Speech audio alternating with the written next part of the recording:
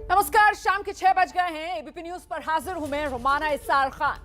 उत्तर प्रदेश की राजनीति के लिए आज का दिन बहुत बड़ा दिन है।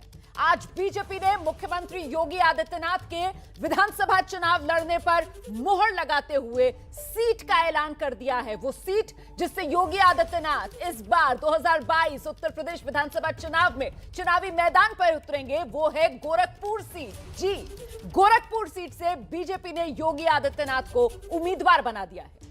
कहां तो चर्चा चल रही थी मथुरा की, और कहां तो चर्चा मथुरा से होते हुए अयोध्या पर आकर रुक गई थी, और कहां आज सबको चौंकाते हुए बीजेपी ने योगी आदित्यनाथ को गोरखपुर भेज दिया है। गोरखपुर से राजनीति शुरू करने वाले योगी फिर से गोरखपुर जा रहे हैं। तो आखिर क्या है इस फैसले के मायने? क्या बीजेपी का ये मास्टर स्ट्रोक है, या फिर बीजेपी के सामने आ गई है पूर्वांचल का किला बचाने की बड़ी चुनौती? आज साप्ताहिक सर्वे में हम यूपी का नंबर भी दिखाएंगे और ग्राउंड पर अपने रिपोर्टर्स के पास भी आपको लेकर चलेंगे। जानेंगे क्या है यूपी की जनता का मूड। डेटा सेंटर से आप देख रहे हैं मेरी सहयोगी शिरीन हर बार की तरह हमारे साथ मौजूद हैं। हमारे साथ गोरखपुर से ज्ञानेंद्र तिवारी, उन्नाव से अजय दुबे, लखनऊ से रणवीर, गाजियाबाद से प्रशांत, लखनऊ से मेरे वरिष्ठ सहयोगी पंकज झा, जयपुर से मेरे वरिष्ठ सहयोगी विजय विद्रोही, और साथ ही आप देख सकते हैं सीएसडीएस के प्रोफेसर अभय दुबे जी और सी वोटर के एडिटर खालिद अख्तर भी इस चर्चा में हमारे साथ जुड़ेंगे। सबसे पहले लेकिन बिना वक्त गवाए आपको लेकर चलेंगे अपने डेटा सेंटर शिरीन के पास। शिरीन, आपके पिटारे में सबसे पहला आंकड़ा किस रीजन का? शुक्रिया रोमाना आपका। तो देखिए, हर बार की तरह इस बार फिर से मैं हाजिर हूं आंकड़ों का पिटारा लेकर। बिल्कुल सही कहा आपने, क्योंकि ये आंकड़े बताएंगे कि आखिर उत्तर प्रदेश में हवा किस तरफ बह रही है। लेकिन सबसे पहले तो उस सबसे महत्वपूर्ण जगह का मैं जिक्र करना चाहती हूं जो इस वक्त आप मेरे पीछे देख रहे हैं। ये गोरखपुर का गोरखनाथ धाम मंदिर है। यानी आप समझ रहे हैं, आज चर्चा इस जगह को लेकर इसीलिए ज्यादा हो रही है, जैसा रोमाना आपने भी कहा ना, क्योंकि चर्चा तो पिछले कुछ दिनों से अयोध्या की हो रही थी, मथुरा की हो रही थी, लेकिन आज जब बीजेपी ने अपनी पहली लिस्ट फाइनल की तो उसमें योगी आदित्यनाथ की सीट फाइनल कर दी। और इसी को कहते हुए ये सबको चौंका भी दिया, इस बात का ऐलान करते हुए कि योगी आदित्यनाथ गोरखपुर से चुनाव लड़ रहे हैं। यानी उनकी सीट, उनका गृह क्षेत्र गोरखपुर ही होगा। और इस मुद्दे को लेकर अब सियासी दलों को जरूर, जो विपक्षी दल है, उन्हें एक मुद्दा मिल गया है, क्योंकि तरह तरह की बातें हो रही हैं। कोई कह रहा है कि बाबा को गोरखपुर भेज दिया गया है, कोई कह रहा है कि उनकी घर वापसी हो गई है। बहरहाल ये तो सियासत का विषय हो गया, लेकिन हम आंकड़ों की बात करते हैं, हम मुद्दों की बात करते हैं, हम जनता की आवाज उठाने की कोशिश करते हैं। तो देखिए, साप्ताहिक सर्वे में सबसे पहला रीजन कौन सा है मैं आपको बता दूं, क्योंकि गोरखपुर की बात हो रही है तो चलिए पूर्वांचल से ही शुरुआत कर लेते हैं। पूर्वांचल रीजन में किसे कितने वोट मिलने जा रहे हैं? महत्वपूर्ण सवाल, आंकड़ों पर गौर करिएगा। साप्ताहिक सर्वे में क्या सामने आया है? यानी देखिए, 41% लोगों को यह लगता है, 41% वोट जो है वो बीजेपी प्लस के खाते में जा रहे हैं। और साप्ताहिक सर्वे में 35% के साथ एसपी प्लस जो है वो दूसरे नंबर पर है। इसके साथ ही बीएसपी की स्थिति भी आप देखिए, 12% यहां पर तीसरे नंबर पर बीएसपी, और कांग्रेस 7%, अन्य 5%। लेकिन यहां पर भी जो दबदबा दिखाई दे रहा है पूर्वांचल रीजन में, वो ये कह रहा है कि अभी भी बीजेपी प्लस के लिए यहां पर बल्ले बल्ले है, क्योंकि 41% वोट जो है वो बीजेपी प्लस को जाता हुआ दिखाई दे रहा है। क्योंकि पूर्वांचल पर निगाहें सबकी हैं, लेकिन फिलहाल जो सर्वे में साफ निकलकर सामने आ रहा है, सी वोटर का सर्वे, हर हफ्ते हम जानने की कोशिश करते हैं जनता की राय क्या है। तो रोमाना, जनता की राय यह है कि बीजेपी प्लस 41% पूर्वांचल रीजन में।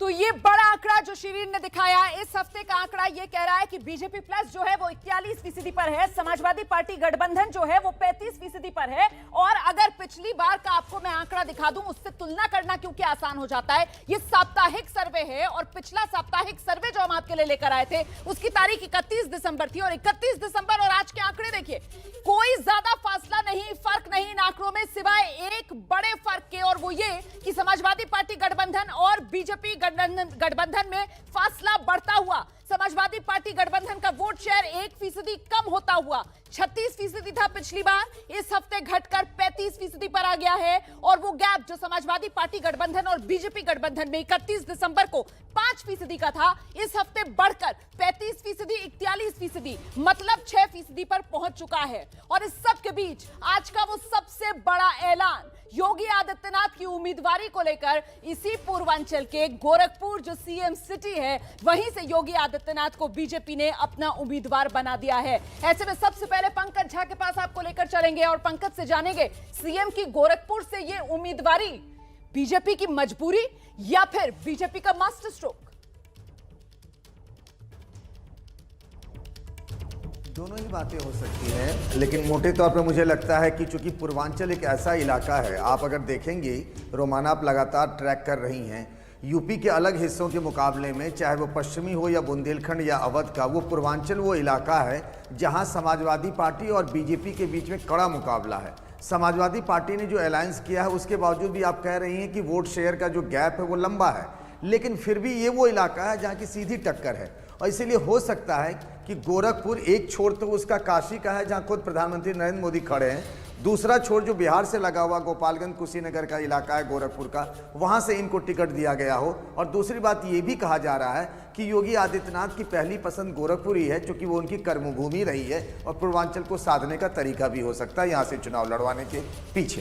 पंकज झा, जो बात आप कह रहे हैं, मैं दर्शकों को बता दूं कि उत्तर प्रदेश के जिन 4 रीजन्स का हम हर बार आपको आंकड़ा दिखाते हैं, उसमें जिस बात को रेखांकित पंकज झा भी कर रहे थे, अगर सबसे कम फासला या सबसे नजदीकी मुकाबला इन चारों रीजन्स में कहीं नजर आता है, जो 2 मेन प्लेयर्स हैं, एक बीजेपी प्लस और दूसरा समाजवादी प्लस, वो दरअसल इसी पूर्वांचल रीजन में नजर आता है। इसी वजह से ये माना जा रहा है कि क्या ये मास्टर स्ट्रोक बीजेपी का हो सकता है, गोरखपुर से योगी आदित्यनाथ को अपना उम्मीदवार बनाकर सीधे आपको सीएम सिटी लेकर चलेंगे। गोरखपुर से मेरे सहयोगी ज्ञानेंद्र इस वक्त हमारे साथ मौजूद हैं। ज्ञानेंद्र, इस ऐलान के बाद गोरखपुर का मिजाज कैसा है? क्या गदगद महसूस कर रही है सीएम सिटी? आपके पास आने से पहले रोमाना, अभी मैं लोगों से बात कर रहा था तो लोग कह रहे थे कि असर क्या पड़ेगा, किसे कितना वोट। 41% बीजेपी और 35% पूर्वांचल क्षेत्र में हमारा ओपिनियन पोल तो बता ही रहा है, लेकिन इस बार लोग कह रहे हैं कि गोरखपुर इस बार मुख्यमंत्री चुनने जा रहा है, गोरखपुर से मुख्यमंत्री बनेगा। इसलिए गोरखपुर में अगर 5 बार वो सांसद रहे हैं तो इस बार का चुनाव लड़ना बेहद अलग है। समाजवादी पार्टी के अध्यक्ष हैं, अब क्या करेंगे? वो तो लड़ भी यहीं से रहे हैं। देखिए, वो पहले भी लड़े हैं और यहाँ का काफ़ी प्रतिनिधित्व उन्होंने किया भी है। जब वो सांसद हुआ करते थे, हम लोग डिबेट में पूछा करते थे तो कहते थे कि हमारे पास कोई इतनी पावर नहीं थी कि हम इस गोरखपुर का विकास करें। गोरखपुर 2 मूलभूत समस्याओं से जूझ रहा था, एक जाम की समस्या, दूसरे जल भराव की समस्या। जब महाराज जी मुख्यमंत्री बने तो गोरखपुर के लोगों को उम्मीद था कि अब इससे बड़ा पावर तो नहीं मिल सकता, इन दोनों समस्याओं से हमको 5 साल में निजात मिलेगी। लेकिन जब महाराज जी अब यहाँ से लड़ेंगे और जनता के बीच में कुछ नहीं किया, जब जनता के बीच में लंबा भाषण मत दीजिए, बहुत सारे लोग कुछ नहीं किया। आप ये लोग पूछेंगे कि मेट्रो में किस स्टेशन से बैठे हम। मेट्रो को छोड़ दीजिए, मेट्रो नहीं बना, ठीक है, बता दिए। और क्या किया, क्या क्या ये बताइए। गोरखपुर में उन्होंने जितने समाजवादी सरकार में काम शुरू किए गए थे, जो कुछ थोड़ा बहुत पूरा हुए वही हुए, और अपना निजी विश्वविद्यालय पूरा किया, बाकी कोई काम नहीं। कोई काम नहीं किया बीजेपी वाले, कोई काम नहीं किया। ऐलान करने से कुछ नहीं होगा, मथुरा अयोध्या होते हुए गोरखपुर आने से कुछ नहीं होगा, समाजवादी पार्टी कह रही है। एम्स और फर्टिलाइजर क्या ढाबा है? अगर समाजवादी पार्टी उसको ढाबा समझ रही है तो सुबह 500-500 लोगों का इलाज के लिए लाइन क्यों लग रहा है? सिटी बस कहाँ इस शहर में देख रही है? तमाम परियोजनाएं हैं, गिनाते गिनाते थक जाएंगे। मिनी एनेक्सी, तारामंडल योजना, चिड़ियाघर, सब काम पूरा करने का काम इस योगी दीज ने किया। समाजवादी फीता भले काटते थे, शिलान्यास का पत्थर लगाते थे, काम करती थी। देखिए, सुनिए, ये आप मत करिए, हल्ला नहीं करेंगे, ईमानदारी से बात करिए, मास्क सब लगाइए और दूरी बना लीजिए। क्या कह रहे थे आप पीला गमछा पहन के? समाजवादी पार्टी केवल कागजों में काम करी थी, ग्राउंड पे काम अगर किसी ने किया है तो माननीय मुख्यमंत्री योगी आदित्यनाथ जी किया। हमने विकास की परिकल्पना को अगर किसी ने सत्य किया है तो माननीय मुख्यमंत्री योगी आदित्यनाथ जी ने किया। कांग्रेस से हैं आप, गुंडागर्दी क्या कह रहे हैं?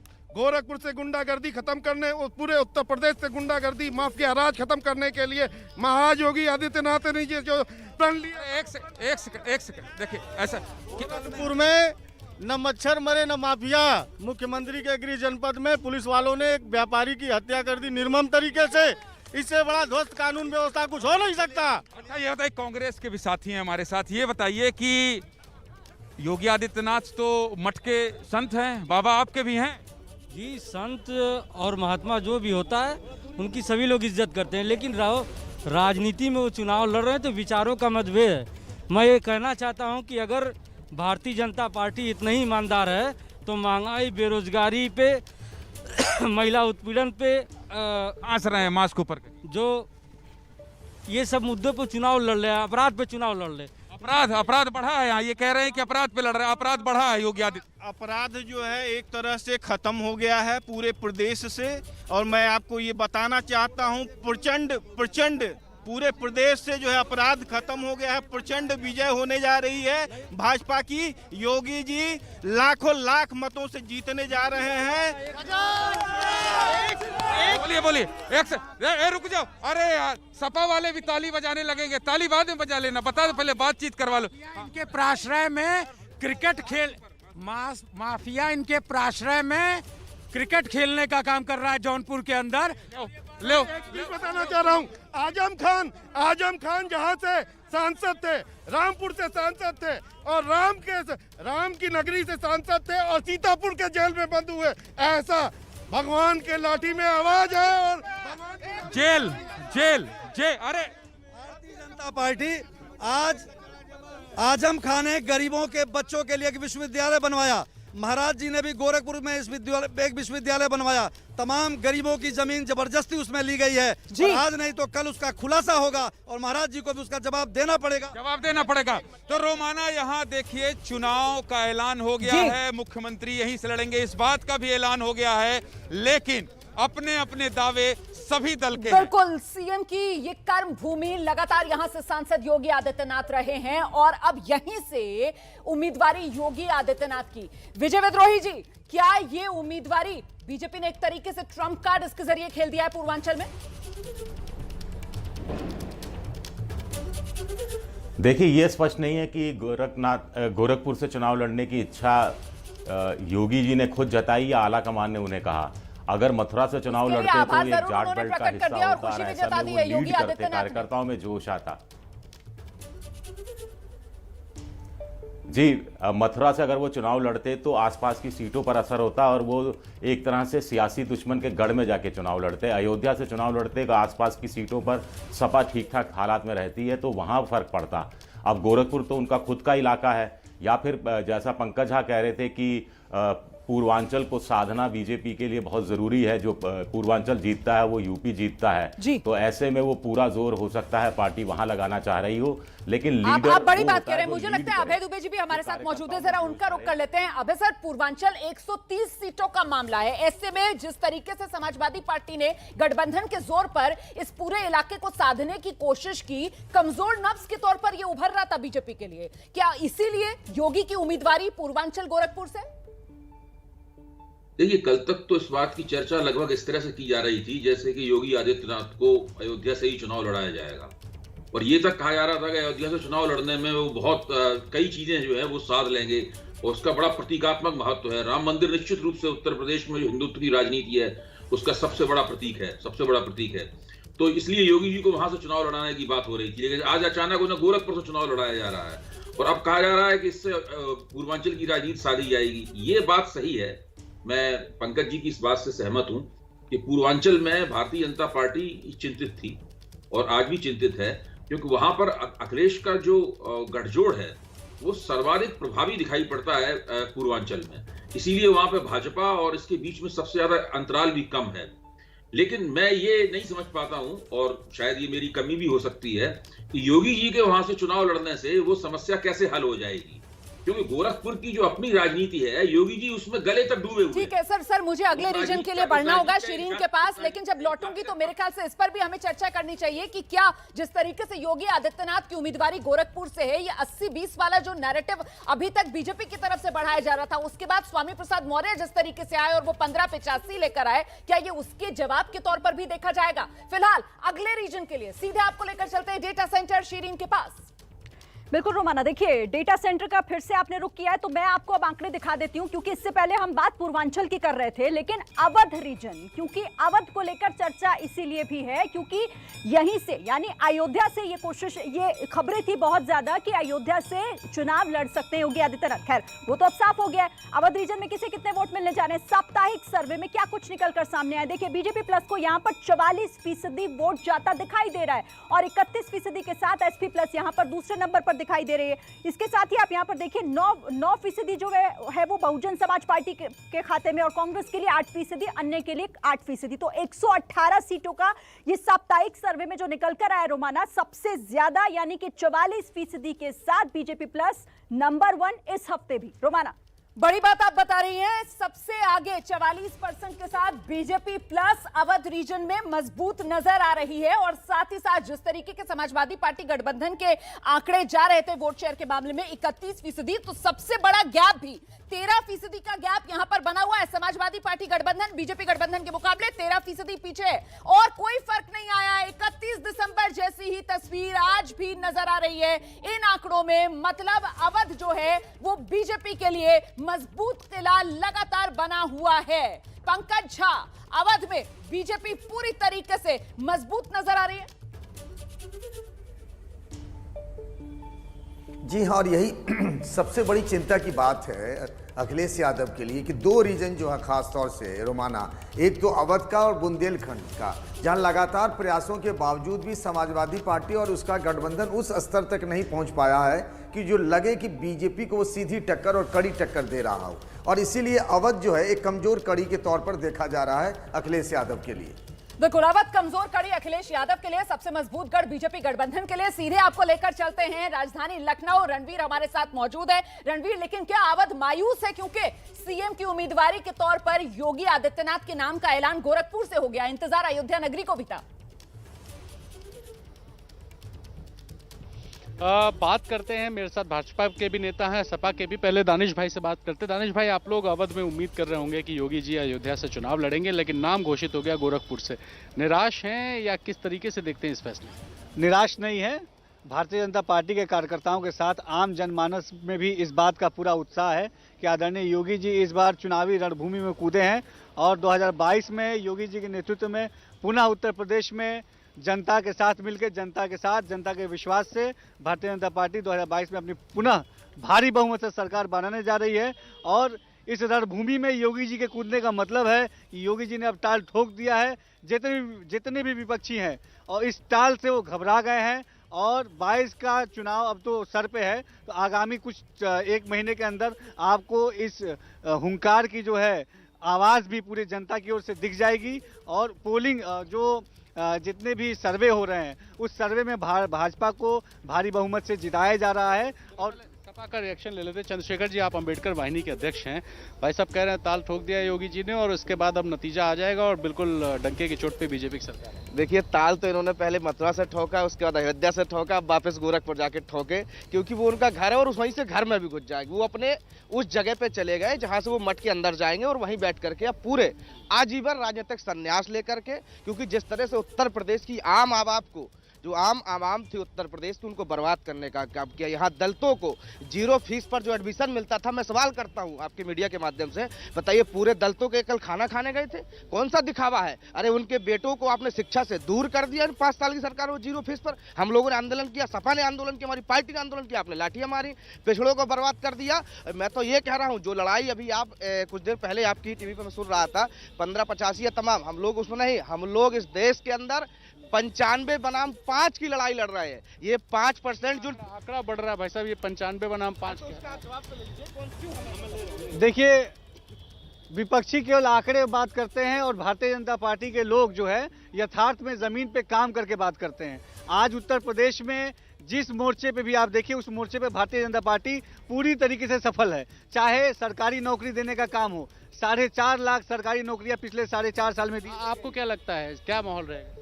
माहौल बहुत अच्छा है, भाजपा के फेवर में है। 2022 में पुनः सरकार भाजपा की बनेगी। जो काम किया है, जो विकास किया, सबका साथ सबका विकास के काम के आधार पे सरकार आ जाए जी, काम के आधार पे सरकार आ जाए? बिल्कुल नहीं आ जाएगी। जिस तरह युवा से योगी सरकार ने छलावा किया है, मुझे नहीं लगता कि युवा दोबारा योगी सरकार को बनाएंगे। किसान नौजवान ने मन बना लिया है कि 2022 में आदरणीय राष्ट्रीय अध्यक्ष की सरकार बनेगी और यहाँ बेटियां जिंदा जलाई जाती हैं। किस राष्ट्रीय अध्यक्ष? अखिलेश यादव जी ने। जी सरकार आ जाए? बिल्कुल सरकार है। पैसा आपको क्या लगता है? आम लोग हैं, आप बताइए। सरकार जो है अपनी भारतीय जनता पार्टी की आएगी 11 तारीख को, ये आपको पता चल जाएगा। और ये लोग जो आरोप लगा रहे हैं, हमारी विपक्ष के लोग जो आरोप लगा रहे हैं, इसका कोई जनाधार नहीं है। और इन लोग को तो खाली ये बताना है कि इनके लिए नहीं करा जा रहा है, हरिजनों के लिए नहीं किया जा रहा है, इनके लिए विकास नहीं हो रहा है, ये सब निराधार है। ये छल कपट की राजनीति कर रहे हैं। छल कपट की राजनीति है। देखिए छल कपट, अभी मैंने आपने लास्ट माइक हटा लिया, मैंने कहा कि ये लड़ाई उत्तर प्रदेश में 95 बनाम 5 की है। 5% वो पूंजीपतियों के खिलाफ समाजवादी पार्टी लड़ रही है। हम तो हर जाति वर्ग के गरीब व्यक्तियों के साथ करके 95 जाते हैं, और छलावा की ये लोग बात कर रहे हैं। बिल्कुल हम लौटेंगे आपके पास रणवीर। और चढ़ते चुनावी तापमान में उत्तर प्रदेश की बदलती सियासी तस्वीर, साप्ताहिक सर्वे आप देख रहे हैं, सीधे आपको लेकर चलेंगे डेटा सेंटर से। मेरी सहयोगी शिरीन मौजूद है और जरा जानते हैं शिरीन से अभी तक उत्तर प्रदेश की सियासी तस्वीर क्या नजर आ रही है। शिरीन। बिल्कुल रोमाना, ये जानना बेहद जरूरी है और इन दो रीजन का जिक्र करना एक बार फिर से क्यों जरूरी हो जाता है, क्योंकि देखिए यहाँ पर 118 और 130 यानी अवध और पूर्वांचल दोनों को मिलाकर 248 सीटें हो जाती हैं। इसका मतलब ये हुआ इन 248 सीटों पर जिसने फतह हासिल की, सत्ता से कोई दूर नहीं कर सकता उस पार्टी को। इसीलिए पूर्वांचल रीजन में किसे कितने वोट मिलने जा रहे हैं, जल्दी से अपने दर्शकों को बता देते हैं कि इसी वोटर का सर्वे क्या कहता है। 41% बीजेपी प्लस को जाता दिखाई दे रहा है, पूर्वांचल में 35% एसपी प्लस को वोट जाता हुआ दिखाई दे रहा है, और यहां पर 12% वोट के साथ बीएसपी तीसरे स्थान पर है। और कांग्रेस की स्थिति यह है कि 7% वोट कांग्रेस की झोली में जाता दिखाई दे रहा है। साप्ताहिक सर्वे में 5% अन्य के खाते में जाता दिखाई दे रहा है, यानी कि पूर्वांचल में बीजेपी प्लस को बढ़त दिखाई दे रही है। कुल 130 सीटों का सवाल है। और इसके अलावा देखिए पूर्वांचल की तो बात हमने कर ली, जल्दी से अवध के भी आंकड़े एक बार फिर से दर्शकों को दिखा देते हैं। अवध रीजन में क्या होने जा रहा है, 118 सीटें अवध रीजन में किसे कितने वोट मिलने जा रहे हैं। 44% बीजेपी प्लस को वोट जाता दिखाई दे रहा है, और इसके साथ एसपी प्लस की भी बात कर लें जो लगातार बीजेपी को टक्कर देते हुए दूसरे स्थान पर बनी हुई है। 31% वोट एसपी प्लस को जाता दिखाई दे रहा है। अवध रीजन में 9% के साथ बीएसपी तीसरे स्थान पर है, कांग्रेस 8% और अन्य 8%। तो ये 248 सीटें दोनों रीजन को मिलाकर, और दोनों ही रीजन में यहां पर रोमाना बीजेपी प्लस को बढ़त दिखाई दे रही है। बड़ी जानकारी जो शिरीन दे रही है। पूर्वांचल में बीजेपी गठबंधन अपनी बढ़त बढ़ाते हुए समाजवादी पार्टी गठबंधन के मुकाबले, और अवध तो ऐसा लग रहा है जैसे अभेद्य किला बीजेपी के लिए बन चुका है। सीधे आपको लेकर चलते हैं अवध के उन्नाव से। हमारे साथ हमारे सहयोगी अजय दुबे मौजूद हैं और जानते हैं अजय दुबे से कि वो विधायक जिन्होंने अभी पार्टी छोड़ी थी, समाजवादी पार्टी में शामिल हुए, उनमें से 3 इसी अवध इलाके से आते हैं, लेकिन कोई खास नुकसान बीजेपी को हो नहीं रहा है। मजबूत बीजेपी अवध में, जमीन पर भी। निश्चित ही ये आंकड़े और इन आंकड़ों के अलावा जिस तरीके से पूरी भूमिका बनकर आई, असर ये रहेगा, माना जा रहा था कि डेंट होगा, लेकिन आंकड़े बता रहे स्थिति क्या है। हमारे संग मौजूद है दोनों ही पार्टी के नेता, कार्यकर्ता, आम लोग। अरे लगा लिए नेताजी लोग रुकिए, बात करते चलते हैं। उत्साह में बिल्कुल भाजपा का कार्यकर्ता है, समाजवादी पार्टी के नेता शुरू करते हैं। नेताजी नारा लगा लिए, बताइए आप लेकर इतने सारे लोगों को आए थे, सर्वे बता रहा है कि कोई भूमिका ही नहीं बनेगी, असर ही नहीं रहेगा, बीजेपी फिर ये सर्वे जो भी एबीपी न्यूज का आ रहा है, इसको देखते हुए ये लग रहा है जो भाजपा की भगदड़ मची हुई है उससे ये लग रहा है कि पूरी 300 के ऊपर से समाजवादी पूर्ण बहुमत से सरकार बनाने जा रही है।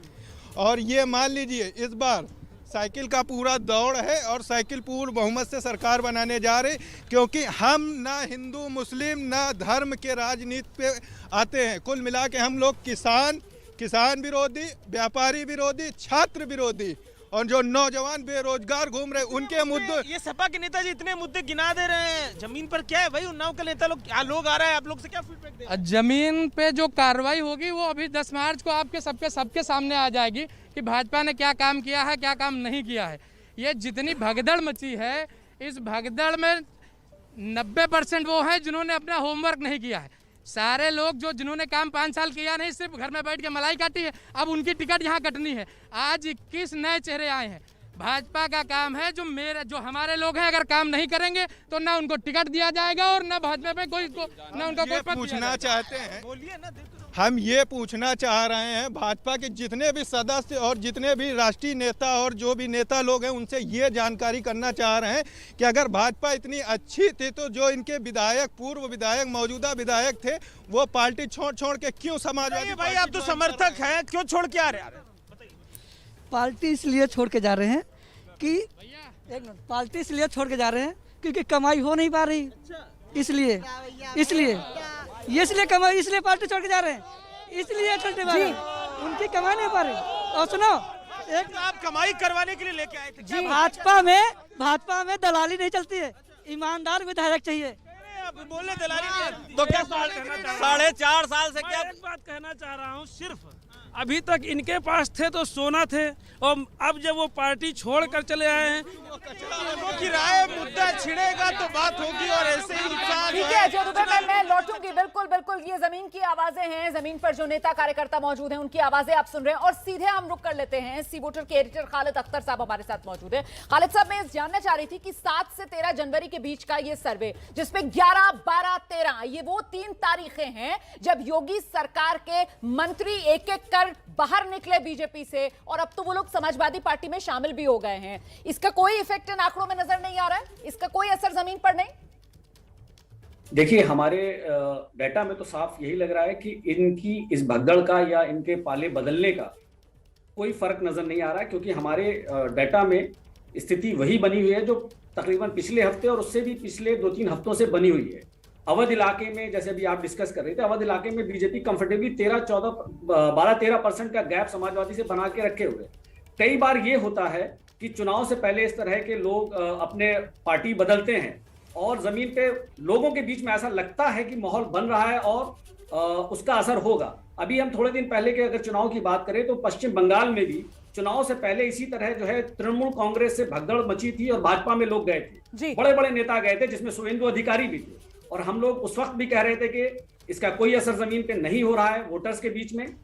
ममता बनर्जी की पार्टी 40% के वोट शेयर के लगातार बनी हुई थी और उसकी सरकार बन गई। ये महत्वपूर्ण उदाहरण आप दे रहे हैं, ये महत्वपूर्ण मिसाल आपने यहाँ पर रखी है कि पश्चिम बंगाल में भी इसी तरीके से हो रहा था, टीएमसी से निकलकर बीजेपी में जा रहे थे, लेकिन नतीजे सबके सामने है कि जोरदार तरीके से टीएमसी की बंगाल में वापसी हुई है। और इस बीच सीधे आपको लेकर चलेंगे अब डेटा सेंटर, मेरी सहयोगी शिरीन हमारे साथ मौजूद है। अगला रीजन कौन सा है शिरीन, वहां की क्या तस्वीर है?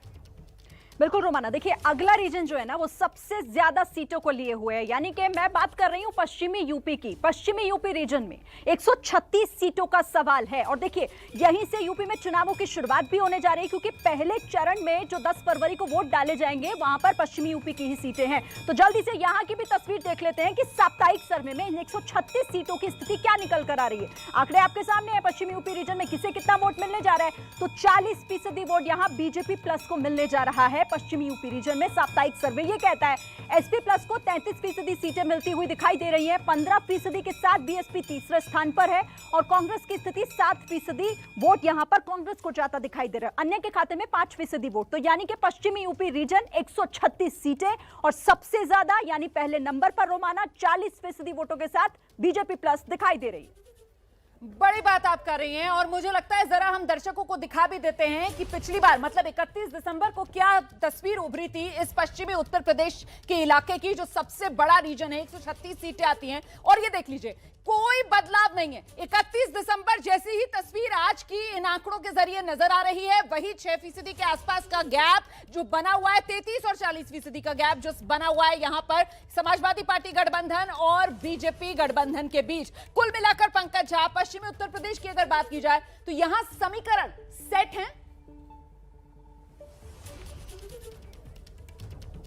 देखिए, मोटे तौर पर ये जो 7% का गैप है और ये बड़ा गैप है, हालांकि 2017 के मुकाबले देखिए तो 22% और 40%, 18% का गैप था, लेकिन पश्चिमी यूपी में आरएलडी से गठबंधन करके उन्होंने उस गैप को भरने की कोशिश की है। लेकिन मुझे लगता ये है कि वहाँ पर अब भी कुछ इलाकों में जो 2013 के मुजफ्फरनगर दंगों के बाद से जो हालात हुए हैं ना, हिंदू वोटर एकजुट हुआ है, सैनी, साक, आपको बताऊं कि गुजर, ये सब जो लोध, प्रजापति, कश्यप, ये सब, वो अभी तक बीजेपी ने अपना सामाजिक समीकरण बरकरार रखे हुए हैं। और सबसे चिंता की बात ये है ना इसमें कि चुनाव उधर से ही शुरू हो रहा है और उसका असर बाकी चरणों में यूपी के अलग हिस्सों में भी पड़ सकता है। तो ये खतरे की घंटी है एक तरीके से समाजवादी पार्टी और उसके गठबंधन के लिए। आप बड़ी बात कह रहे हैं, चलते हैं सीधे गाजियाबाद, पश्चिमी उत्तर प्रदेश का गाजियाबाद, जहां से मेरे सहयोगी प्रशांत हमारे साथ मौजूद हैं। और प्रशांत, आप जहां पर मौजूद हैं वहां पर भी क्या इसी तरीके का मिजाज लोगों का नजर आ रहा है जिस तरीके की तस्वीर आंकड़े में नजर आ रही है? बिल्कुल, देखिए रोमाना, पश्चिम उत्तर प्रदेश से ही जो उत्तर प्रदेश के विधानसभा चुनाव की शुरुआत होनी है वो पश्चिम उत्तर प्रदेश से। हम बाकी रीजन्स की भी बात सुन रहे थे और यहाँ हमारे साथ जो 4 प्रमुख खिलाड़ी हैं इस चुनाव में, बीजेपी, समाजवादी पार्टी, कांग्रेस और बहुजन समाज पार्टी, उन सभी के प्रतिनिधि यहाँ पर मौजूद हैं। इसलिए हम बारी बारी से पहले उनसे पूछते हैं। पहले तो मैं आपसे जानना चाहूँगा, दूसरी चीज़ रोमाना मैं ये भी बताऊँ कि जिन 3 मंत्रियों ने इस्तीफा दिया था बीजेपी से, उनमें एक मंत्री इसी रीजन से आते हैं, धर्म सिंह सैनी, जो नकुर विधानसभा से आते, समाजवादी पार्टी के संजय यादव हैं। आप लोग को उम्मीद थी कि जो मंत्री आ रहे हैं बीजेपी छोड़ के बहुत अच्छा करेंगे, लेकिन आप लोग अभी भी 33% पे ही बने हुए हैं। बीजेपी से 7% कम वोट मिल रहा है आप लोगों को, कहाँ कमी रह गई संजय? देखिए, आपके सर्वे जो आप करा रहे हैं उसके आंकड़े अलग हैं और जनता ने जो मन बना रखा है वो अलग है। वो 10 मार्च को आपको पता चल जाएगा कि जनता का मन कितना और कितने % किसके साथ है। क्या मन है और क्यों ऐसा लगता है? वो इसलिए ऐसा लगता है कि जो 5 साल में जनता के जो काम नहीं हुए, पब्लिक जिन चीज़ों के लिए परेशान रही है, कोरोना में यहाँ गाजियाबाद के अंदर लोग बाग पहली बार ऐसा हुआ हिंडन पे वेटिंग में रहे हैं। हिंडन हमारे यहाँ शमशान घाट है जहाँ पे लोगों को जाके अंतिम क्रिया की जाती है। इतना कोरोना के दौरान कोई काम नहीं हुआ। संदीप त्यागी है हमारे साथ बीजेपी के, बिल्कुल ही काम नहीं। क्या ये बड़ा आरोप लगा रहे हैं कोरोना के दौरान आपकी सरकार ने कुछ नहीं किया? आपको हालांकि 40% वोट मिल रहे हैं इस रीजन में और आप सबसे आगे। ऐसा कुछ नहीं है। भारतीय जनता पार्टी ही, जब कोरोना काल चल रहा था तो सड़कों पर सिर्फ भारतीय जनता पार्टी का कार्यकर्ता और भारतीय जनता पार्टी के जनप्रतिनिधि नजर आ रहे थे। लेकर चप्पल बांटने से लेकर के जो जिन लोगों के पैरों में चप्पल तक नहीं थी उन लोगों को चप्पल तक देने का काम भारतीय जनता पार्टी कार्यकर्ता कर रहे थे। दूसरी तरफ खाना देने का काम यहाँ लगातार जनप्रतिनिधियों के जो है, अब उन्होंने भंडारे चलाए हैं, लोगों को भोजन तक देने का काम किया, सूखे भोजन से लेकर के और बना हुए भोजन तक देने का काम भारतीय जनता पार्टी सरकार ने किया है। मैं बता दें, लेकिन आपके मंत्री तो छोड़ के समाजवादी पार्टी में जा रहे हैं, तो कैसे आपको लगता है कि सरकार? मैं बता देना चाहता हूं, भारतीय जनता पार्टी के जो मंत्री धर्म सिंह सैनी पार्टी छोड़ के गए हैं, वो इसलिए पार्टी छोड़ के गए हैं क्योंकि उनके यहाँ जो बसपा सरकार में वो दलाली करते थे, जो उनके यहाँ धंधे चलते थे, वो यहाँ समाजवादी भारतीय जनता पार्टी सरकार में नहीं हुए, तो इसलिए उनको इस बात का दर्द हुआ कि वो पैसे नहीं कमा पाए। आपने देखा होगा जब वो इस्तीफा दे रहे थे। मैं बसपा के भी प्रतिनिधि हैं यहाँ पर, ये बताइए, वो तो कह रहे हैं कि आपकी सरकार में दलाली करते थे वो सब, और आप तीसरे नंबर पे बने हुए हैं, क्या वजह? सब देखिए, पहले तो मैंने बता दूं कि अगर वे दलाली करते थे तो शुरू में क्यों नहीं बाहर किया? जब इन्हें पता ही वो दलाली करते हैं, दलाली लेते हैं, तो इन्हें शुरू में बाहर कर देना चाहिए था। 5 साल तक उनके समर्थन से सरकार चलाई है, आज कह रहे हैं दलाली है। मैं कांग्रेस के एक प्रतिनिधि हैं यहाँ पर, उनसे पूछूंगा, आप लोग कहीं भी नजर नहीं आ रहे हैं संजय जी, क्या वजह? देखिए, ये आपका कहना है, पब्लिक नहीं मानती। पूरे 5 साल में जितना प्रियंका जी के नेतृत्व में इस उत्तर प्रदेश में कांग्रेस ने संघर्ष किया है, माननीय अजय कुमार लल्लू जी के नेतृत्व में, चाहे कोरोना काल हो, चाहे दवाई बांटने का काम हो, जितने मुकदमे। तो आप देख रही हैं रोमाना, सभी दलों की अपनी अपनी राय है। देखिए, हमारा मकसद यही होता है, इसीलिए हम जमीन से आवाजें भी सुना देते हैं। हम सिर्फ आंकड़ा दिखाते नहीं है ताकि किसी को कोई शिकायत की गुंजाइश रहे नहीं। और 3 बड़े रीजन्स उत्तर प्रदेश के, जिसकी तस्वीर साफ हो रही है। पूर्वांचल में बीजेपी समाजवादी पार्टी गठबंधन के मुकाबले 6% की गैप के साथ आगे। अगर पश्चिमी उत्तर प्रदेश की बात की जाए 7% की बढ़त है, और वहीं अवध में तो सबसे ज्यादा 13% की बढ़त के साथ बीजेपी आगे है। तीनों बड़े रीजन्स के अंदर बीजेपी की बढ़त। सीधे लखनऊ लेकर चलेंगे रणवीर के पास, जिनके साथ इस वक्त कुछ स्थानीय नेता मौजूद हैं। रणवीर, ये भाई साहब हैं, ये भाई साहब आप तो रुक जाइए, आप रणवीर, मेरी आवाज मिल रही है आपको? आप आइए, चाय इत्मीनान से दिया जाएगा ना? जी रणवीर, उत्तर प्रदेश के 3 बड़े हिस्से, तस्वीर साफ, बीजेपी को बढ़त। तो मैं आपको इन लोगों से बात कराता हूं, चूंकि यहाँ पे माहौल, मौसम का बहुत ठंडा है लेकिन माहौल गर्म हो चुका है, इसलिए आवाज थोड़ी कम आ रही है। भाई साहब, अभी आप कुछ आरोप लगा रहे थे, बीजेपी कहीं ना कहीं इस पूरे सर्वे में आगे बढ़ती हुई दिखाई दे रही है, आपको क्या? जी, बीजेपी बिल्कुल आगे बढ़ते हुए नजर आ रही है। मैं पूछना चाहता हूं चंद्रशेखर चौधरी जी, जो इलाहाबाद विश्वविद्यालय के छात्र नेता भी रहे हैं, और 2016 में जो जन क्रांति हुई थी, जो छात्र क्रांति हुई थी, जिसमें लोक सेवा आयोग पर यादव सेवा आयोग लिख उठा था, उसमें ये हमारे सहभागी भी थे साथ में। उसमें ये स्पष्ट था कि जितने भी 2013 के बाद जितनी भी नौकरियां आई हैं, उसमें एक ही जाति के लोग टॉपर बना करते थे। एक सब ये लोग आरोप क्या बताइए जी, सवाल ये माहौल बीजेपी के पक्ष में दिखाई दे रहा है सर्वे में, क्या? देखिए, माहौल जनता के दिल में भी हो, टीवी के स्क्रीन पर भी हो और ईवीएम पर भी हो, हर जगह आपको माहौल भारतीय जनता पार्टी के पक्ष में दिखेगा। वो इसलिए कि विगत 5 वर्षों से भारतीय जनता पार्टी ने किसानों के लिए काम किया है, क्या किसानों के लिए भारतीय जनता पार्टी ने हाँ बहुत काम किया। उनके किसानों का जीप चढ़ा करके इनके मंत्री ने किस तरह से किसानों की हत्या करने का काम किया, ये इनका काम है। मैं आ रहा हूँ जी। और आइए अब जरा सीधे रुक कर लेते हैं। मेरे सहयोगी विजय विद्रोही इस वक्त मौजूद हैं। विजय जी, बड़ी तस्वीर यही उभर कर आ रही है, 3 बड़े हिस्से उत्तर प्रदेश के और तीनों में बीजेपी को बढ़त।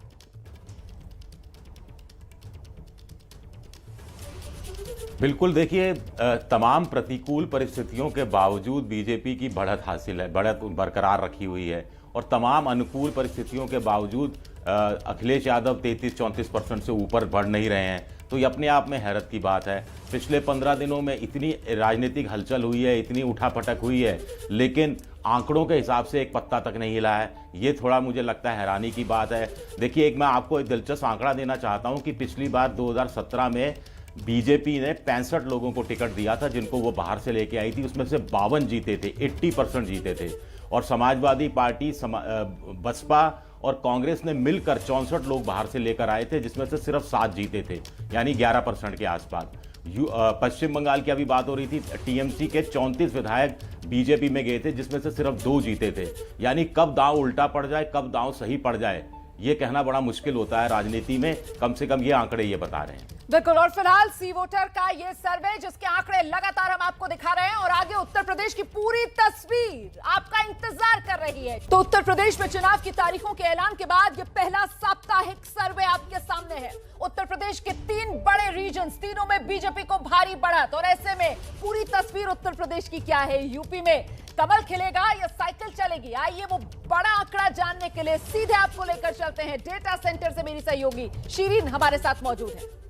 बिल्कुल रोमाना, क्योंकि यूपी का फाइनल आंकड़ा क्या कहता है, इंतजार सभी को इसका है, लेकिन यूपी का फाइनल आंकड़ा यानी कि उत्तर प्रदेश की 403 विधानसभा सीटों पर हवा किस तरफ बह रही है उसका हम रुख करें। लेकिन उससे पहले एक और महत्वपूर्ण रीजन यानी कि बुंदेलखंड का जिक्र कर लेते हैं। 19 सीटों के साथ सबसे छोटा रीजन भले ही हो, लेकिन इसका असर बहुत बड़ा है। पिछली बार बीजेपी के लिए यहां पर सभी सीटों पर परचम लहराया था बीजेपी ने, लेकिन इस बार सेंधमारी की तैयारी बाकियों की भी है। तो देखिए आंकड़े आपके सामने है।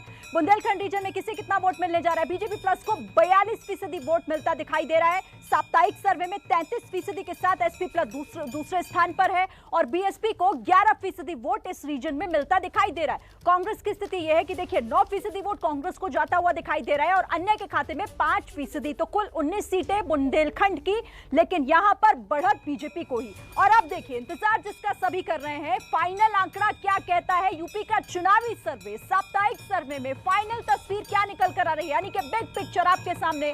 41% वोट इस वक्त बीजेपी प्लस को इस फाइनल सर्वे में, इस चुनावी सर्वे में जाता हुआ दिखाई दे रहा है। इसके साथ ही एसपी प्लस की स्थिति है कि 34% वोट यहां पर एसपी प्लस को जाता हुआ दिखाई दे रहा है। बिग पिक्चर ये कहती है कि बीएसपी को 12% वोट जाता हुआ दिखाई दे रहा है और कांग्रेस की स्थिति है 8% की, अन्य के खाते में 5%। तो रोमाना, यूपी का चुनावी सर्वे बिग पिक्चर यही कह रही है कि 41% के साथ बीजेपी प्लस पहले नंबर पर बनी हुई है। तो दूर दूर तक कोई टक्कर फिलहाल नजर नहीं आ रही है। इस आंकड़े के मुताबिक मुकाबला जो है वो पूरी तरीके से जरूर उत्तर प्रदेश के अंदर सिमटता हुआ नजर आ रहा है बीजेपी गठबंधन और समाजवादी पार्टी गठबंधन के बीच। लेकिन फासला देख लीजिए आप, 34% पर समाजवादी पार्टी गठबंधन और 41% पर, मतलब 7% का फासला, 41% पर बीजेपी गठबंधन लगातार बना हुआ है। और यही कहानी हफ्ते दर हफ्ते देखने के लिए मिल रही है। हालांकि 31 दिसंबर के मुकाबले आज का अगर आप आंकड़ा देखेंगे तो 1% फायदा समाजवादी पार्टी गठबंधन को जरूर हुआ है। लेकिन इस बीच एक और आंकड़ा आपको दिखाना जरूरी इसलिए हो जाता है क्योंकि आपने 10 जनवरी को हमारा ओपिनियन पोल देखा था और ये महीनावार वाला ओपिनियन पोल है। ये 10 जनवरी जो ओपिनियन पोल मैंने आपको दिखाया था उसमें आंकड़ा दिलचस्प निकल कर आ रहा था कि बीजेपी गठबंधन तब 42% पर था। लेकिन आज का ये आंकड़ा जो साप्ताहिक सर्वे का है वो बीजेपी गठबंधन को 41% पर दिखा रहा है। मतलब अगर इनको कंपेयर किया जाए तो यहां पर 1% का नुकसान बीजेपी गठबंधन को हो रहा है 10 जनवरी वाले आंकड़े के मुकाबले। आज 15 जनवरी वाले साप्ताहिक सर्वे में 41% पर बीजेपी और वही 1% का फायदा समाजवादी पार्टी को होता हुआ 33% समाजवादी पार्टी गठबंधन था जो आज बढ़कर 34% पर नजर आ रहा है। इस बीच बड़ी खबर आ रही है, ब्रेकिंग न्यूज आपको बता दें, योगी आदित्यनाथ ने अखिलेश यादव पर पलटवार किया है। तुम्हारा क्या होगा बबुआ, ये कहकर योगी आदित्यनाथ ने अखिलेश यादव को घेरा है। तुम ना घर के रहोगे ना घाट के, ये योगी आदित्यनाथ का ट्वीट है। सुनो बबुआ, 25 करोड़ प्रदेशवासियों को परिवार मानने वाले मुख्यमंत्री योगी आदित्यनाथ के लिए पूरा प्रदेश ही उनका घर है और यही प्रदेशवासी 10 मार्च को उन्हें दोबारा अपना अभिभावक भी घोषित करने जा रहे हैं। आगे वो लिखते हैं, तुम्हारा क्या होगा बबुआ, तुम तो ना घर के रहोगे ना घाट के। देखिए, आज जब उत्तर प्रदेश में बीजेपी के उम्मीदवारों का नाम का ऐलान हुआ और योगी आदित्यनाथ की उम्मीदवारी गोरखपुर से घोषित की गई, तो अखिलेश यादव सामने आए और बोले पार्टी ने उन्हें घर भेज दिया है। यकीनन ये उसी पर चुटकी भरे अंदाज में पलटवार करते हुए योगी आदित्यनाथ अखिलेश यादव के लिए लिख रहे हैं, तुम तो ना घर के रहोगे ना घाट के। मतलब पूरी तरीके से अपनी जीत की हुंकार पंकज झा योगी आदित्यनाथ ने भर दी है। जी हाँ, बिल्कुल। देखिए, जिस तरीके से दोपहर से जैसे ही योगी आदित्यनाथ की गोरखपुर से चुनाव लड़ने का ऐलान हुआ, अखिलेश यादव को मौका मिल गया। एक तो पहले घर के झगड़े को वो भड़काना चाहते हैं कि राधा मोहन दास अग्रवाल के लिए उनकी पार्टी के दरवाजे खुले हुए हैं, फिर कह रहे थे कि कल ही टिकट बुक कर दिया गया है, गोरखपुर उन्हें वापस भेज दिया गया है। तो योगी आदित्यनाथ एक बड़े तंज लहजे में, जो एम योगी आदित्यनाथ ऑफिस के नाम से जो ट्विटर हैंडल है, उससे उन्होंने कहा है कि बबुआ तुम न घर के रहोगे न घाट के रहोगे, क्योंकि पिछले चुनाव में, लोकसभा चुनाव में बुआ और बबुआ का जो कॉम्बिनेशन हुआ था ना, मायावती और अखिलेश यादव का, उस लिहाज से योगी ने अब पलटवार किया है अखिलेश के खिलाफ। देखो, सीधे जरा ग्राउंड जीरो पर लेकर चलते हैं और आज की तारीख में अगर उत्तर प्रदेश में कोई ग्राउंड जीरो हो सकता है तो यकीनन वो गोरखपुर ही होगा, जो अभी तक बतौर सांसद कर्मभूमि योगी आदित्यनाथ की रहा। योगी आदित्यनाथ का घर सीएम सिटी, लेकिन अब तो उम्मीदवारी भी यही गोरखपुर से पार्टी ने तय कर दी है योगी आदित्यनाथ के लिए, और उसी को लेकर जो विपक्ष की तरफ से घेराबंदी, अब आक्रामक होकर योगी आदित्यनाथ सामने आए हैं, ट्वीट कर हमला बोला है अखिलेश यादव पर। सीधे आपको लेकर चलते हैं ज्ञानेंद्र के पास। ज्ञानेंद्र, योगी आदित्यनाथ ने कहा है, बबुआ अब न रहोगे घर के न घाट के। क्या करेगी सपा? अब तो ऐलान कर दिया उन्होंने, कहा कि पूरे प्रदेश का अभिभावक मुझे ही चुनेगी जनता। कहां जाएंगे अखिलेश? सर, जो घर और घाट की बात हो रही है, किसकी घर वापसी अभी अभी हुई है 2 घंटे पहले, ये सबको पता है। और ये चीज़ें कहना, देखिए, चुनाव मुद्दे पे होना चाहिए। ये घर और घाट, ये गाय गोबर, इससे मतलब नहीं है। मतलब ये है कि बच्चों को रोजगार मिला कि नहीं, मतलब ये है कि भ्रष्टाचार कितना कम हुआ, मतलब ये है कि बेरोजगारी दर क्या है, मतलब इससे होना चाहिए। चुनाव लड़ रहे हैं, मुख्यमंत्री चुन रहा है इस बार गोरखपुर, हर बार वो सांसद बनते रहे हैं, तो इससे कोई फर्क ही नहीं पड़ेगा? मतलब कोई फर्क नहीं पड़ेगा? बहुत फर्क पड़ेगा, माहौल बदलेगा यहाँ पर। और जो हमारे साथी रोजगार की बात कर रहे थे, एम्स में हजारों रोजगार मिला, फर्टिलाइजर में हजारों रोजगार मिला, चिड़ियाघर में रोजगार मिला, अनगिनत काम हुए। और 100 रोजगार भी जोड़ ले तो इस शहर में कम से कम 40 से 50 बड़े इंफ्रास्ट्रक्चर के काम हुए हैं, और हर जगह 100 भी जोड़ेंगे तो 50,000 आदमी को रोजगार मिला। अच्छा, ये बताइए, फाइनल जो आंकड़ा है हमारा, उसमें 41%, हालांकि 1% की कमी आई है बीजेपी के। इस बार चारों रीजन मिला दिया जाए, लेकिन योगी आदित्यनाथ के यहाँ के लड़ने के ऐलान के बाद अखिलेश यादव लगातार उनको घेर रहे हैं। अखिलेश यादव कह रहे हैं कि गोरखपुर पहले ही वापस घर वापसी कर दी है बीजेपी ने। आपको लगता है घर वापस आ जाएंगे या तो फिर से लखनऊ जाएंगे? अखिलेश यादव वह अपना देखें, कहाँ से वह चुनाव लड़ेंगे। अभी तो श्री कृष्ण भगवान उनके सपने में आ रहे हैं, ठीक है ना। वह अपना सोचें कि सपने में आए हैं तो उनका क्या होगा, वह क्या करेंगे। वह यह नहीं तय कर पा रहे थे हम कहाँ से चुनाव लड़ें, कहाँ से ना लड़ें। बाबा जी गोरखपुर आए हैं, एक वोट भी बसपा, सपा, कांग्रेस, आम आदमी पार्टी पाएगी नहीं। बाबा जी को गोरखपुर क्षेत्र के सभी लोग, जितना भी वोट पोलिंग होगा, सब केवल बाबा जी के। बाबा जी, सब वोट बाबा जी को मिलेगा, एक को वोट नहीं पाएंगे आप? समाजवादी पार्टी, जैसा कि माननीय अध्यक्ष जी ने बताया कि 400 सीटें ला करके उत्तर प्रदेश में 400 ला रहे हैं। ये 400 ला रहे हैं, 400 ला रहे हैं। 40 सीट पाचा वही बहुत है, 40 सीट पाचा वही बहुत है इनके लिए। ये भी कहा है कि 3 सीटें विपक्षियों के लिए छोड़े हैं। उन्होंने ये भी कहा है कि उसमें भी समाजवादी के लोग यहाँ से निकल लिए, अब कहाँ से इकट्ठे? उसमें विपक्षियों में भी जो 3 सीटें छोड़े हैं वो केवल भाजपा के लिए नहीं है। ये 3 सीट, केवल 3 सीट जो छोड़े हैं वो भाजपा के लिए नहीं है। 400 सीट से बना रही है सरकार सपा। सुन लो, मुंगेरी लाल का सीन सपने देखने में मास्क ऊपर, नीचे नहीं, मास्क ऊपर। कोई बुराई नहीं है। हाँ, क्या कह रहे हैं? सपने देखने में कोई बुराई नहीं है, खुश होना चाहिए।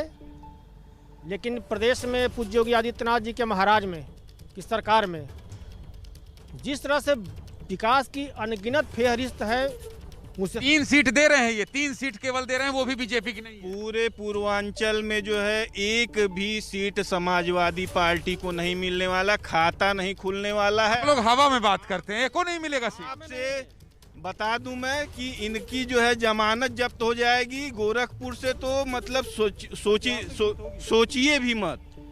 पूरे पूर्वांचल में एक सीट ये पा जाए तो जो कहिए सो, एक भी सीट नहीं मिलेगी। हम सपने में आ रहे हैं बस। पूर्वांचल के अंदर भी 80% वोट समाजवादी पार्टी के हाथ में जा रहा है, 80%। तो कुल मिलाकर रोमाना देखिए, यहाँ पर समाजवादी पार्टी का भी लाव लश्कर था, लेकिन वो चले गए, अकेले मोर्चा संभाल रहे हैं। कह रहे हैं 403 में 400 जीत रहे हैं, 3 जो छोड़ रहे हैं वो भी बीजेपी के लिए। बड़ा दिलचस्प है ये आंकड़ा, ये दावा जो ये कर रहे हैं जमीन से। फिलहाल मैं जल्दी से आपको अभय दुबे के पास लेकर चलूंगी। अभय जी, मैं ये जानना चाह रही हूं कि अयोध्या की बात थी, उम्मीदवारी का ऐलान गोरखपुर से होता है योगी आदित्यनाथ का। क्या ये विपक्ष की तरफ से जो 1585 का जिक्र किया गया है, विपक्ष की पिच पर उतरकर बीजेपी जवाब दे रही है क्या? देखिए, इन सब बातों का कोई भी आप चाहे तो अपनी इच्छा के अनुसार जवाब ढूंढ सकते हैं। असली बात यह है कि मुख्यमंत्री बनने से पहले योगी आदित्यनाथ गोरखपुर जिले और उसके आसपास की राजनीति किया करते थे। इस राजनीति का एक जातिगत समीकरण है, हम सब लोग उस समीकरण के बारे में जानते हैं। वहां के जो विधायक है राधा मोहन दास अग्रवाल, हम भी जानते हैं कि योगी जी से उनकी बिल्कुल नहीं पटती। योगी जी लगातार कोशिश करते रहते हैं कि उनको चुनाव हरा दिया जाए। उनकी कोशिशों के बावजूद वो चुनाव कभी नहीं हारते हैं और बार बार वो एमएलए चुनते हैं। एमएलए चुने जाने के बावजूद, इतने वरिष्ठ एमएलए होने के बावजूद भी उन्हें उत्तर प्रदेश भाजपा के पूरे बंदोबस्त में कोई खास जगह नहीं मिलती। अब योगी जी एमएलए के उम्मीदवार के तौर पर इस पूरे क्षेत्र में लौटे हैं और उन्हें खास तौर से जो वहां की राजनीति है उससे निजी तौर पर अपनी सीट पे भी निपटना पड़ेगा। तो ये चीज योगी जी के लिए ठीक है, वो बड़े नेता हो गए मुख्यमंत्री बनने के बाद में, उनके लिए चुनाव हो सकता है वो आसानी से चुनाव जीत जाएं, लेकिन उनके लिए कुछ खास तरह की मुश्किलें आ सकती हैं। अगर वो अयोध्या से लड़ते या मथुरा से लड़ते तो उस तरह की मुश्किलें उनके लिए हो सकता है वहां पर ना होती। और एक बड़ा संदेश भी जाता है जिसका बार बार जिक्र हो रहा था जब ये चर्चा गर्म थी कि मथुरा या अयोध्या कहां से योगी आदित्यनाथ चुनाव लड़ेंगे। फिलहाल विजय विद्रोही जी हमारे साथ मौजूद है। तो विजय जी, मतलब रास्ता आसान योगी आदित्यनाथ का नजर आ रहा है या नहीं आ रहा है, या फाइट टाइट है?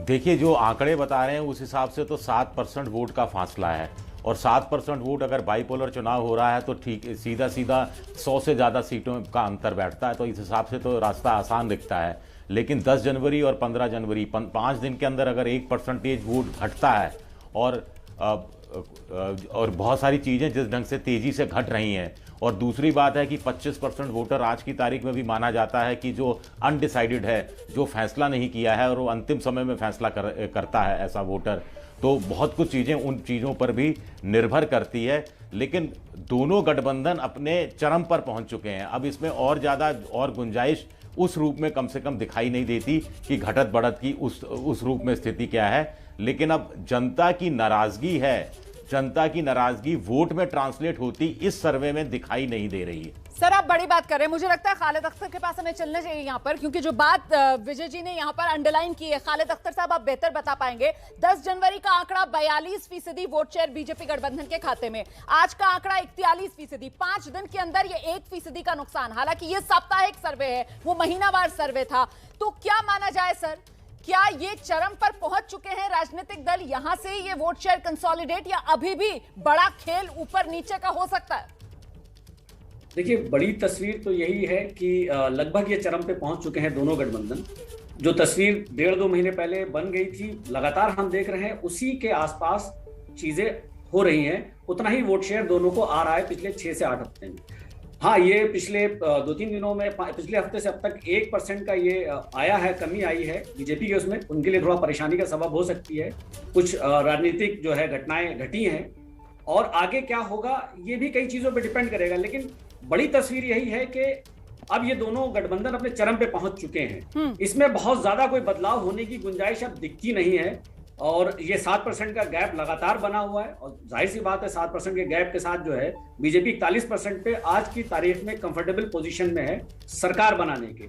और ये जो स्वामी प्रसाद मौर्य और जो दारा सिंह चौहान, इनके जो पार्टी छोड़ करके उसमें आने के जो हो सकते हैं, इम्पैक्ट हो सकता है, वो हम आने वाले दिनों में देख लेंगे। लेकिन आज की तारीख में लग रहा है कि बहुत ज्यादा कुछ इम्पैक्ट इनका होता हुआ नजर लेकिन पिछले 5 दिन के अंदर सर, पिछले 5 दिन के अंदर समाजवादी पार्टी गठबंधन और बीजेपी गठबंधन का जो फासला है वो 9% से घटकर 7% पर आ गया है। फिलहाल जरा जल्दी से एक बार फिर गोरखपुर लेकर चलेंगे, क्योंकि आज गोरखपुर से ज्यादा हॉट कोई सिटी है नहीं। उम्मीदवारी का ऐलान योगी आदित्यनाथ का इसी गोरखपुर से किया गया है। ज्ञानेंद्र हमारे साथ मौजूद हैं और ऐसे में ज्ञानेंद्र, जो दूसरा नाम सामने आ रहा है गोरखपुर से बार बार घूम कर, राधा मोहन दास अग्रवाल, उनको लेकर सहानुभूति गोरखपुर के लोगों के मन में या फिर खुशी ज्यादा है कि योगी की उम्मीदवारी हो गई है? राधा मोहन अग्रवाल जी निकल नहीं रहे हैं, कमरे से बंद कर लिए हैं अपने आप को कि कोई किडनैप कर लिया है। क्या है, सहानुभूति है उनके प्रति आप लोगों के मन में कि योगी आदित्यनाथ के आने की इतनी खुशी है कि भूल गए आप अपने विधायक को? वो एक बहुत बड़े नेता हैं और वो हो सकता है अयोध्या मथुरा कहीं से भी लड़ सकते हैं, हो सकता है हमारे सांसद भी बन सकते हैं, तो उनके बारे में कहना कुछ बहुत हो सकता है। लेकिन हो तो ये गया है कि टिकट उनकी कट गई है, बाबा आ गए हैं। अब क्या होगा राधा मोहन अग्रवाल का? अब देखिए, क्या देखें? यही होगा जो दिख रहा है, यही होगा। सपा वाले उनको एक विधायक, हाँ क्या बोल रहे हैं? सपा वाले उनको बहुत कोशिश कर रहे हैं संपर्क स्थापित करने के लिए। सपा के युवा मोर्चा के अध्यक्ष उनके दरवाजे बार बार घूम रहे हैं कि कहीं संपर्क स्थापित हो जाए। ये लोग संपर्क का नहीं कर रहे हैं अगर सब कुछ ठीक है तो। लेकिन राधा मोहन अग्रवाल अभी निष्ठा भाजपा में ही रखे हैं, तो कैसे इन लोगों के दरवाजे पर चले जाएंगे? नेता जा रहे हैं क्या जुगाड़ में उधर किया जाए? ऐसा कुछ नहीं है, ये उनका धीरे से बताइए। धीरे, ये उनका पर्सनल मामला है और इन मामलों में हमारा कोई वो कहाँ है राधा मोहन अग्रवाल कहाँ है? देखिए, नगर विधायक जी अपने आवास पे होंगे और कहाँ जाएंगे? और आप गए थे क्या उनसे मिलने? गए थे क्या? आपसे बात हो रही थी तो आप कह रहे थे हम गए। हमसे मुलाकात हुई है। क्या कहें? एकदम धीरे धीरे बताइएगा। डॉक्टर साहब जो है संगठन से जुड़े हुए हैं और जो है उनका ये मानना है कि पार्टी ने, नेतृत्व ने जो फैसला किया है उसको वो मानेंगे आगे आने वाले समय में। फेसबुक लाइव में आते हैं, एक वीडियो जारी करें और कहें कि हम बम हैं, बहुत खुश हैं कि योगी आदित्यनाथ यहाँ से चुनाव लड़े। काहे एक वीडियो जारी नहीं करवा? आदित्यनाथ उनके गुरु हैं और वो शिष्य हैं जो 8 बजे रोज फेसबुक पर लाइव आते हैं और वह आज भी लाइव आएंगे। कुल मिलाकर देखिए, यहाँ के लोग तो यही कह रहे हैं कि वो सच्चे सिपाही हैं, संगठन के कार्यकर्ता हैं और योगी आदित्यनाथ के आने से ज्ञानेंद्र धीरे बोलिए, ज्ञानेंद्र धीरे बोलिए। पूरे दिन की आपने बहुत कोशिश की, निकला कुछ है नहीं। 8 बजे का दावा जो किया जा रहा है, मुझे लगता है उस पर नजर बनाकर रखनी चाहिए कि 8 बजे फेसबुक लाइव के लिए आएंगे या नहीं आएंगे RMD, जिस नाम से वो जाने जाते हैं। फिलहाल इस कार्यक्रम में जल्दी से अपने खास मेहमानों को रुक करेंगे। 30 सेकंड आज का ये सर्वे और इस पर आपका opinion. Pankaj Jha, final comment. Final comment यही लग रहा है रोमाना कि जैसा कह रहे थे दोनों तरफ से कि दोनों अपने अपने एक्सट्रीम पे पहुंच गए हैं, लेकिन 2017 के मुकाबले में अखिलेश यादव उसके गठबंधन ने बहुत बड़ा जंप किया है। लेकिन जिस जंप से वो सत्ता तक पहुंच सकते हैं, फिलहाल उसकी गुंजाइश थोड़ी कम लग रही है। विजय जी, मैंने तो कुछ देर पहले जो कहा था मैं उसी को रिपीट करता हूं कि 35% क्रॉस करते हुए अखिलेश यादव लग रहे हैं। ये बहुत बड़ी कामयाबी है और बीजेपी 40% से नीचे आती दिख नहीं रही है। अगर आगे कुछ दिनों में, अभी भी पहले दौर का चुनाव में होने में करीब 25 दिन बाकी है, अगर कोई बड़ी उठापटक होती और एक नॉकआउट पंच मारने की कोशिश कोई करते हैं अखिलेश यादव, अगर कोई ऐसा मौका मिलता है तो ही खेल बिगड़ सकता है। नहीं तो मामूली अंतर से हो सकता है 2-2.5% का फासला रह जाए, बीजेपी चुनाव निकालने की स्थिति में लगती है। अभय जी, ये सिर्फ मसला 2-3% वोटों का है। अखिलेश, भाजपा और समाजवादी पार्टी में नजदीकी खेल हो गया है। सिर्फ 2% या 2.5% वोट अगर इधर होता है तो दोनों बिल्कुल बराबर आ जाएंगे। फिर ये बाजी किसी की भी हो सकती है और यही इस पूरे सी वोटर के सर्वे की पूरी कहानी है। भाजपा नंबर 1 पर है, लेकिन अखिलेश तेजी से उसके नजदीक पहुंचते जा रहे हैं। तो खालिद अख्तर साहब, करीब 7% वोटों के आसपास अगर गैप है तो फिर 100 सीटों के आसपास का गैप दोनों दलों के बीच, और अगर यह मामला 2-3% पर सिमट जाएगा तो खेल पलट सकता है क्या? लेकिन नजदीकी हो सकता है खेल। बाकी आने वाले दिनों में क्या किस तरह के सियासी हालात बनेंगे, जो लोग टूट करके आए हैं उन्हें अखिलेश कैसे एडजस्ट करेंगे, अखिलेश के जो कैंडिडेट्स वहां पे टिकट्स मांग रहे थे उनको कैसे एडजस्ट करेंगे, ये सारी अभी इन चीजों पे देखा जाना है। कयास लगाए जा रहे हैं कि इनसे डेवलपमेंट हो सकता है ऐसा कि अखिलेश के फेवर में 2-3% का स्विंग हो। अगर होता है तो इसमें कोई डाउट नहीं कि मामला नजदीकी हो सकता है। अगर होगा तो आप ही को पकड़ना पड़ेगा, वो आप ही सर्वे एजेंसी के यहाँ पर नुमाइंदे हैं, आप ही के आंकड़ों का हमें इंतजार रहता है और उसी पर हम चर्चा करते हैं। फिलहाल बहुत बहुत धन्यवाद आप सभी का आज के इस ओपिनियन पोल में हमारे साथ जुड़ने के।